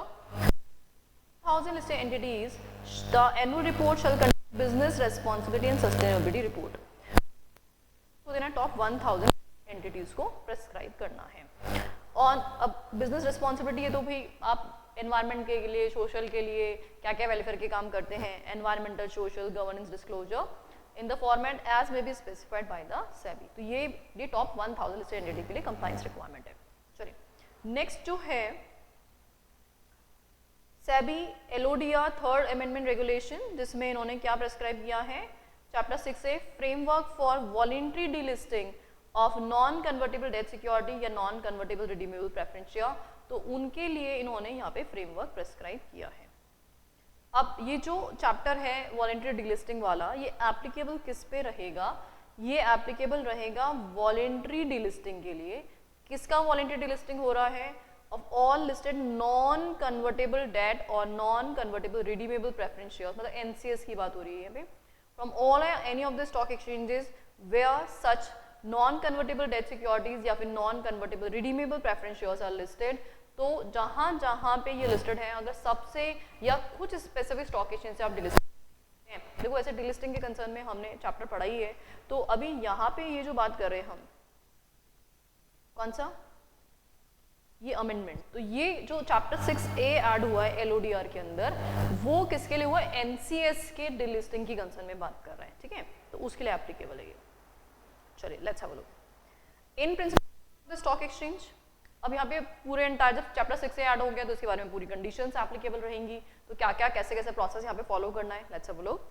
Listed entity shall make an application to the relevant stock exchange for seeking in principle approval for proposed delisting of non convertible debt securities and non convertible redeemable preference share in the form specified by such a stock exchange not later than 15 working days from the date of passing the BR to the effect or the receipt of any other statutory or regulatory approval whichever is later। वैसे आपको ध्यान होगा voluntary delisting कराते हैं तो उस case में हमें SR वैसार भी पास करना पड़ता है, डीलिस्टिंग का हमें पूरा प्रोसेस पड़ा हुआ है। तो यहाँ पे जो है आपको BR पास करना है और BR पास करके और स्टैट्यूटरी अप्रूवल लेकर के कहाँ पे इन प्रिंसिपल अप्रूवल की एप्लीकेशन फाइल करनी है स्टॉक एक्सचेंजेस को, कितने दिनों में? वर्किंग डेज के अंदर। The application seeking in principle approval for delisting of NCS shall be disposed of by the relevant stock exchange within a period not exceeding 15 working days। वहाँ पे भी 15 दिन का टाइम फ्रेम होता था जहाँ स्टॉक एक्सचेंज में हम नॉर्मल एप्लीकेशन लगाते थे, यहाँ पे भी सेम स्टॉक एक्सचेंज वही 15 दिन ले रहा है, तो 15 डेज के अंदर आपके जो एप्लीकेशन है उसको डिस्पोज ऑफ कर दिया जाएगा।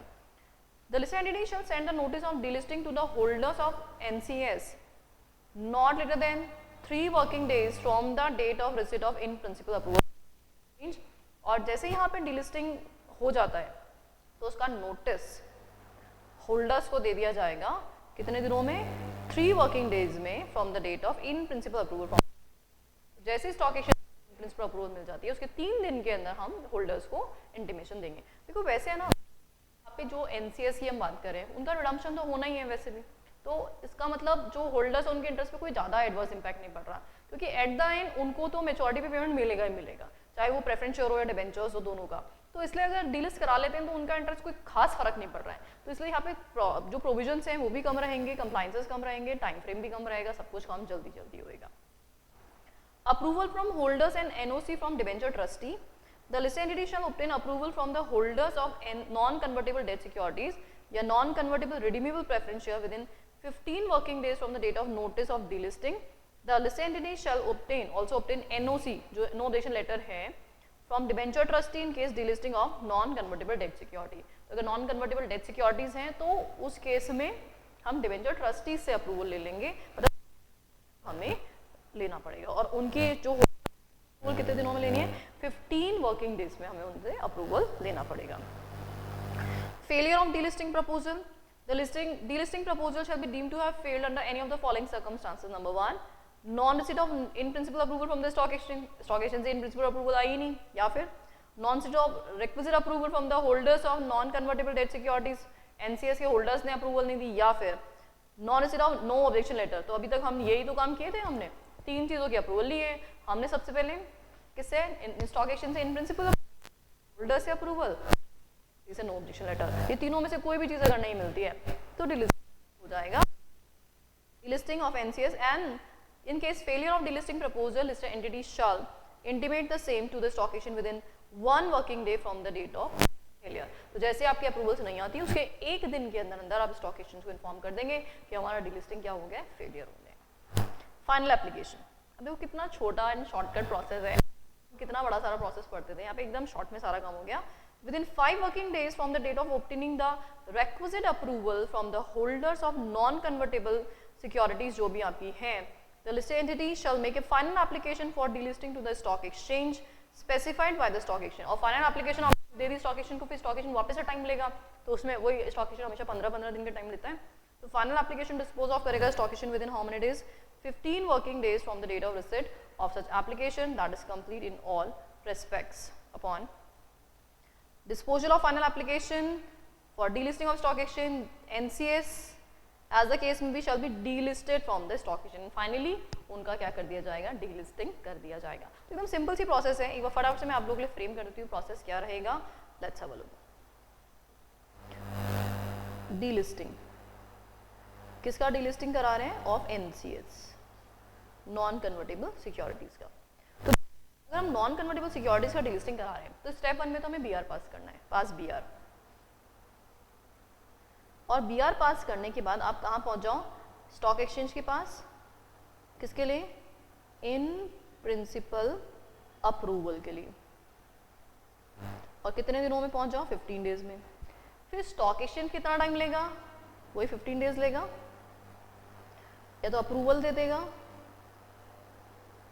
या रिजेक्ट कर देगा।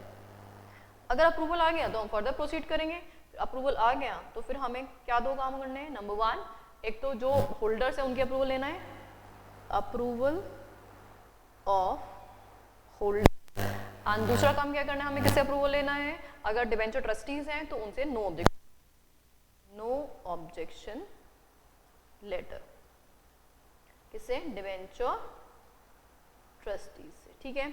अगर मान लो ये नहीं हुआ, मतलब फेलियर हो गया, ये अप्रूवल नहीं आई, मतलब फेलियर हो गया, तो 1 डे में हम किसको इन्फॉर्म करेंगे, स्टॉक एक्सचेंज को इन्फॉर्म कर देंगे कि हो गया है हमारा, ठीक है।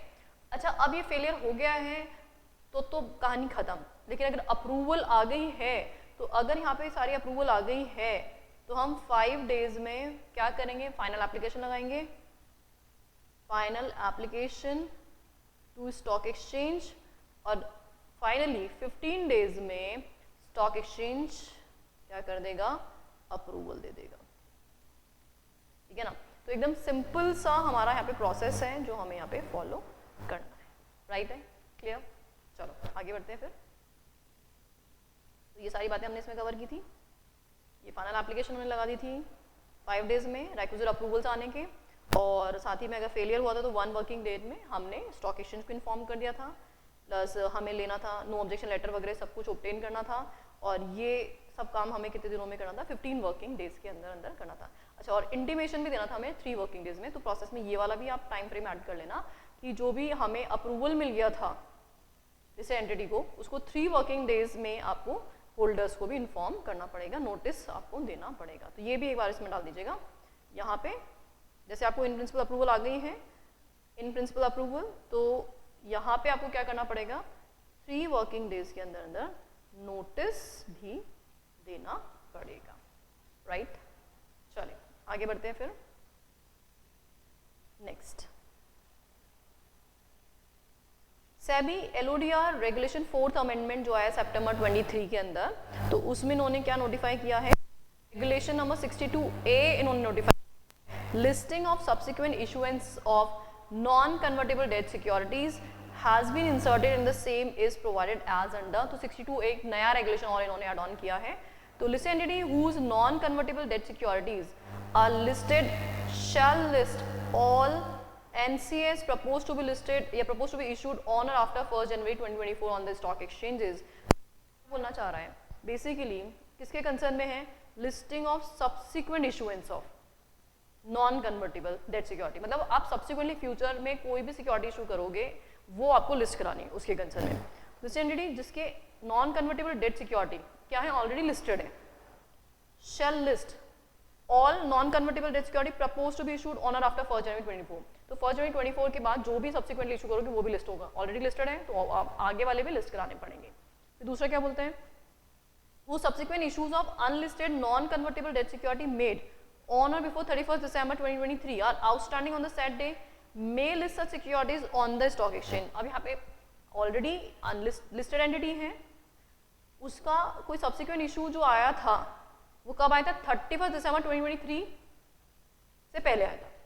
यहाँ पे था जनवरी 24 के बाद वाले तो कंपल्सरी लिस्ट कराने पड़ेंगे, लेकिन अगर 31st December 23 से पहले आया था तो उसमें मैंडेटरी नहीं किया है, मे बोल दिया कि आपकी इच्छा है, आप लिस्ट कराना चाहते हो आप लिस्ट करा सकते हो. Listed entity that proposes to list non-convertible debt securities on the stock exchange on or after 1st January 2024 shall list all outstanding unlisted non-convertible debt securities previously issued on or after 1st January 2024 on the stock exchange within 3 months from the date of listing of non-convertible debt security proposed to be listed. अब मतलब यहाँ पे entity जो है वो क्या कर propose to list non-convertible debt security on stock exchange on or after 1st January 2024. 1st January 2024 के बाद में कोई भी इशू लेके आएंगी तो जो पुराने जितने भी ऑलरेडी अनलिस्टेड सिक्योरिटीज हैं उनको 3 मंथ्स के अंदर अंदर उनको क्या कराना पड़ेगा, लिस्ट कराना पड़ेगा. This entity shall not be required to list the following securities. और किन किन को लिस्ट कराने की जरूरत नहीं. अब देखो पहले 3 केसेस में तो हमने लिस्टिंग के बारे में क्या क्या कंडीशन पड़ी. नंबर 1, 1st जनवरी 2024 के बाद जो भी सिक्योरिटी इशू हुई है उनको आपको क्या कराना पड़ेगा, लिस्ट कराना पड़ेगा, शेल लिस्ट. Shell list. दूसरा बोला कि अगर 31 दिसंबर 2023 से पहले कोई सिक्योरिटी इशू हुई थी जो आज भी आउटस्टैंडिंग है तो लिस्ट कराना आपका डिस्क्रिप्शन है, आपकी मर्जी है, लिस्ट कराना है तो कराओ, मे लिस्ट.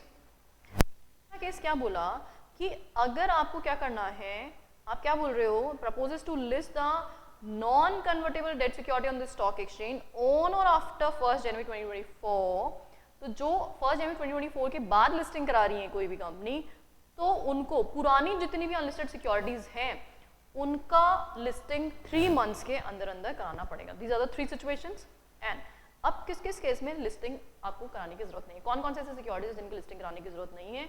तो देखिए कौन कौन सी सिक्योरिटीज है. Number 1, bonds, non-convertible debt security issued pursuant to an agreement entered between the listed entity and such securities on multilateral institutions. Non-convertible debt security issued pursuant to an order of the court or tribunal या regulatory requirement as stipulated by the financial regulator like the board, RBI, IRDA, मतलब कोई भी authority के through यहाँ पे ऐसा काम हुआ है.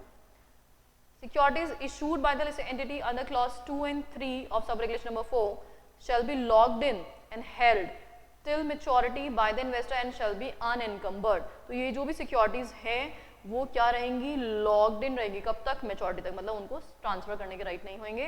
एंड साथ ही में वो क्या रहेंगी, अनएनकम्बर्ड, मतलब इन पे कोई भी करने के राइट भी नहीं होंगे.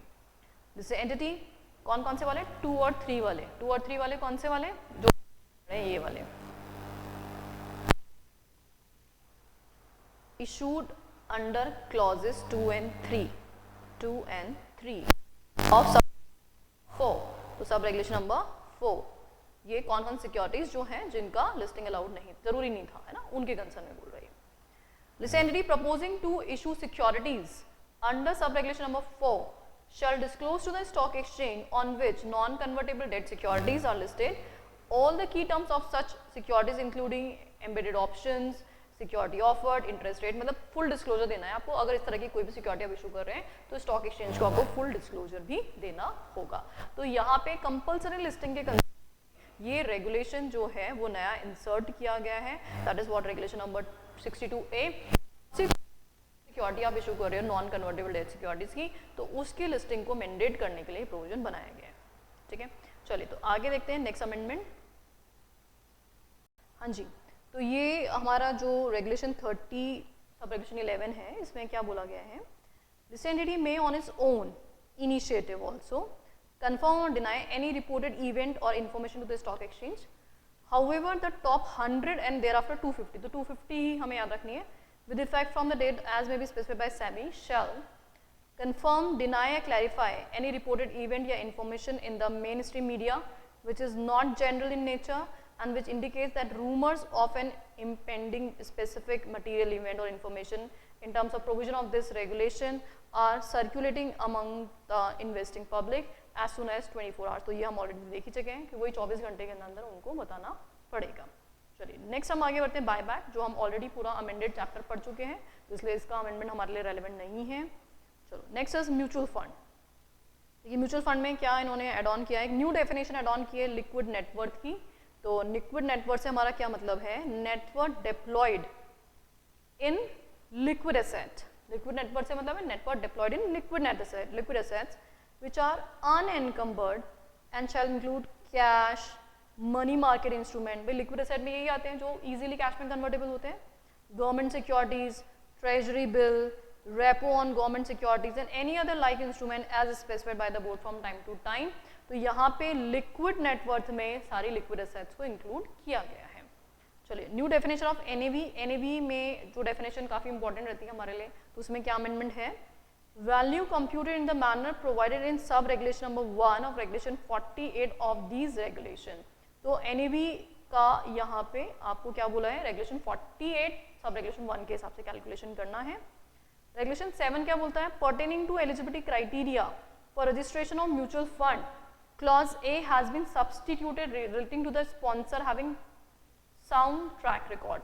तो जो हमने, आपको ध्यान होगा म्यूचुअल फंड के कंसर्न में जो स्पॉन्सर होता है उसका साउंड ट्रैक रिकॉर्ड के कंसर्न में प्रोविजन पड़ा था, तो उसके कंसर्न में यहाँ पे क्या सब्स्टिट्यूशन है, number 1, sound track record shall mean sponsor should be carrying on business in financial services for a period not less than 5 years, ensure that net worth is positive in all the immediately preceding 5 years, ensure that positive liquid net worth is more than the proposed capital contribution of the sponsor in the AMC, and ensure that in case change in control of the existing AMC due to acquisition of share, the positive liquid net worth of the sponsor या fund tied up by the sponsor is to the extent of aggregate par value या market value of the shares proposed to be acquired, whichever is higher, and have a net profit after providing depreciation, interest and tax in each of the immediately preceding 5 years।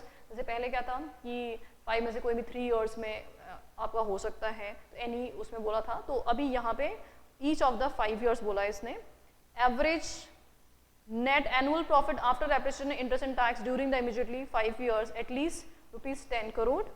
However, the requirement specified under explanation are not fulfilled, the sponsor shall। और अगर ये जो requirement है sound track वाली, तो देखो इसमें आपको जो पहले हमने पढ़ी थी कंडीशन, उनमें थोड़ा सा वेरिएशन आ गया है, कुछ कुछ चीज़ें सेम ही है। जैसे 5 साल का एक्सपीरियंस था, अभी भी 5 साल का एक्सपीरियंस ही बोल रहा है, पॉजिटिव नेटवर्थ बोल रहा है 5 सालों में, ये भी अपना सेम ही पड़ा था। और इन्वेस्टमेंट वाली जो कंडीशन थी, इसमें लिक्विड नेटवर्थ इसने यूज़ किया है वर्ड, और साथ ही में इसने बोला है ये कंडीशन जो थी वो सेम है कि कंट्रोल चेंज हो रहा है, कंट्रोल चेंज नहीं हो रहा है। तो ये बात हम ऑलरेडी क्लास के अंदर डिटेल में पढ़ चुके हैं, तो ये वही बात है कि अगर कंट्रोलिंग चेंज हो रहा है और नहीं हो रहा है तो पार वैल्यू हम देखते हैं। देन उसके बाद प्रॉफिट जो है वो हर साल होना चाहिए पिछले 5 सालों में, net profit after providing for depreciation and interest and tax. और एवरेज नेट प्रॉफिट के लिए बोला है कितना होना चाहिए, 10 करोड़ रुपीज़, और ये भी हम 5 सालों का एवरेज कैलकुलेट करेंगे। और अगर in case any of the condition meet out नहीं हो रही है, तो फिर उस केस में जो आपका स्पॉन्सर है उसका जो नेटवर्थ है वो कितना होना चाहिए, 150 करोड़ का होना चाहिए, 150 करोड़ का नेटवर्थ होना चाहिए। उसके अलावा क्या बोलता है, ensure that the initial share holding equivalent to the capital contributed to the AMC to the extent of not less than 150 crore is locked in for a period of 5 years। तो यहाँ पे 150 करोड़ का जो अमाउंट उसने इन्वेस्टमेंट किया है वो locked in रहेगा। लॉक्ड इन कितने साल के लिए, 5 years का। तो initial share holding equivalent to the capital contributed to the AMC 5 साल के लिए लॉक इन रखना पड़ेगा स्पॉन्सर को। along with appoint experienced personnel in the AMC such as that total combined experience of CEO, Chief Operating Officer, Chief Risk Officer, Chief Compliance Officer, Chief Investment Officer should be at least 30 years। इन सबका जो combined experience है वो 30 years का होना चाहिए। combined experience 30 years का बोल रहा है ये, जैसे किसी का 5 साल हुआ, किसी का 6 साल हुआ, ऐसे अलग अलग सबका combine करके 30 years होना चाहिए। In case of acquisition of existing AMC, the sponsor shall have a minimum positive liquid net worth equal to the incremental capitalization required to ensure minimum capitalization of AMC, and positive liquid net worth of a sponsor या funds tied up by the sponsor are to extent of aggregate par value या market value of the shares proposed to be acquired, whichever is higher। अब देखो यहाँ पे ये condition क्या बोलना चाह रहा है कि एक्विजिशन कर रहे हो आप एग्जिस्टिंग AMC का, तो स्पॉन्सर क्या कर रहा है, एएमसी ऑलरेडी बनी बनाई है, उसका एक्विजिशन कर रहा है। तो उस केस में sponsor shall have minimum positive net worth, कितना मिनिमम पॉजिटिव नेटवर्थ होना चाहिए उसका, equal to the incremental capitalisation required to ensure minimum capitalisation of AMC company. तो एएमसी कंपनी में आपने जितना इंक्रीमेंटल इन्वेस्टमेंट किया है कम से कम उतना आपका पॉजिटिव जो है लिक्विड नेटवर्थ होना चाहिए, and positive liquid net worth of sponsor या funds tied up by the sponsor are to be extend of aggregate par value या market value of the shares propose to be acquired. और वो value क्या होनी चाहिए, या तो जो भी आप फंड्स इन्वेस्टमेंट कर रहे हो उसकी मार्केट वैल्यू या फेस वैल्यू, दोनों में से विचएवर इज हायर है, कम से कम उतना अमाउंट तो होगा ही होगा। And ensure that acquisition of stake in an existing AMC, the shareholding equivalent to at least rupees 150 crore shall be locked in for a period of 5 years and ensure that other conditions in this regard may be specified by the board from time to time and adhered to। तो ये जो sound track record वाली conditions है उसमें आपको amendment करना है। इसमें ये जो चीज़ें हैं न्यू एक्विजिशन वाली, इसमें काफ़ी सारी चीज़ें चेंज हो गई हैं, ये सारी चीज़ें पहले नहीं थी, तो अब इन्होंने मेंशन कर दिया कि न्यू ऑलरेडी किसी एग्जिस्टिंग एएमसी को आप एक्वायर कर रहे हो तो उस केस में क्या क्या कंडीशंस फुलफिल करनी पड़ेंगी। अ प्राइवेट इक्विटी फंड और ए पूल इन्वेस्टमेंट व्हीकल या pool investment fund may also be permitted to sponsor mutual fund subject to such other conditions as may be specified by SEBI. तो यहाँ पे कोई भी pool fund जो है वो भी स्पॉन्सर बन सकता है। चलिए नेक्स्ट है रेगुलेशन नंबर 7C जो इंसर्ट हो गया है शेयर होल्डिंग एंड गवर्नेंस के कंसर्न में। तो sponsor may be permitted to disassociate from the AMC and mutual fund subject to the condition as may be specified. तो अगर वो एसोसिएट नहीं रहना चाहते हैं AMC से तो वो ऐसा कर सकते हैं। In the event of sponsor disassociating itself from the AMC and mutual fund, the AMC of existing mutual fund may act as a sponsor of the same mutual fund। तो जो AMC है म्यूचुअल फंड की वही sponsor की तरह act करेगी subject to the condition, तो condition वही सेबी प्रेस्क्राइब करेगा। In the event of disassociation of the sponsor from AMC and mutual fund, the share holding of any share holder in the AMC shall below 10%। तो अगर ऐसा कुछ हो रहा है कि कोई भी स्पॉन्सर डिसएसोसिएट हो रहा है तो जो एग्जिस्टिंग जो म्यूचुअल फंड है उसमें द शेयर होल्डिंग जो देखेंगे हम AMC में वो किसी भी शेयर होल्डर की 10% से ज़्यादा नहीं होनी चाहिए, 10% के नीचे नीचे ही रहेगी। इन the event of sponsor dissociating itself from the AMC and mutual fund, the board of directors of such AMC shall have at least 2/3 of the independent directors. If the AMC fails to fulfill the condition specified above, disassociated sponsor or any new entity may become sponsor of the mutual fund subject to the condition। तो अगर आपने ये condition fulfil नहीं की तो जो sponsor छोड़ के भागा था ना वही वापस से यहाँ पे क्या बन जाएगा, स्पॉन्सर बन जाएगा, वो स्पॉन्सर माना जाएगा। Regulation 16 disqualification of being appointed as trustee, उसमें एक रेगुलेशन में सब रेगुलेशन जो 7 है वो इंसर्ट किया गया है। In case a company is appointed as a trustee of a mutual fund, the chairperson of the board of directors of that trustee company shall be independent director. अगर जो company को as a trustee appoint किया गया, if a company is being appointed as a trustee, तो chairperson of the board of director of the trustee company shall be कौन होना चाहिए, independent director होना चाहिए। Provided that trustee company already appointed as trustee of a mutual fund shall comply with the sub regulation within a period as may be specified from time to time। अगर already किसी company में किसी मान लीजिए mutual fund में एक trustee appoint किया गया, वो ऑलरेडी कंपनी है तो उसको ये कंप्लायंस कितने टाइम में करना है जैसे सेबी प्रिस्क्राइब करेगा। और अगर अब आप किसी कंपनी को एज अ ट्रस्टी अपॉइंट करना चाह रहे हैं तो उस कंपनी का जो बोर्ड में चेयरपर्सन होगा वो इंडिपेंडेंट डायरेक्टर होगा। ठीक है, ये कंडीशन एड ऑन की गई है।